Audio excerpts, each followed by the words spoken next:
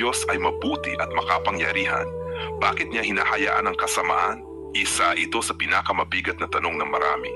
Kung talagang mabuti ang Diyos at makapangyarihan siya, bakit may digmaan, kahirapan, karahasan at kasamaan sa mundo? Sagot ba ito ng Biblia? O pananampalataya na lang ang sagot? Narito, ito lamang ang aking nasumpungan, na nilikha ng Diyos ang tao na matuwid, ngunit sila'y humanap ng maraming kata. Ang Diyos ay lumikha ng tao sa katuwiran, ngunit dahil sa malayang pagpapasya, ang tao ang pumili ng masama. Genesis 2, at iniutos ng Panginoong Diyos sa tao na sinasabi, sa bawat punong kahoy sa halamanan ay makakakain kang may kalayaan. Ngunit sa punong kahoy ng kaalaman na mabuti at masama ay huwag kang kakain, sapagkat sa araw na ikaw ay kumain niyaon, ay tiyak na mamamatay ka. Binigyan tayo ng Diyos ng kalayaan. Kasama roon ang kalayaang pumili ng tama o mali. Hindi robot ang tao, kundi may konsensya at desisyon.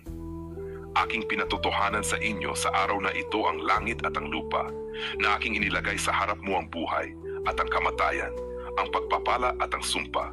Kaya't piliin mo ang buhay upang ikaw ay mabuhay, ikaw at ang iyong binhi. Ang kasamaan ay hindi galing sa Diyos. Ito ay bunga ng maling pagpili ng tao. Paliwanag at buod. O makapangyarihan ng Diyos, pero hindi niya sinisira ang kalayaang ibinigay niya sa tao.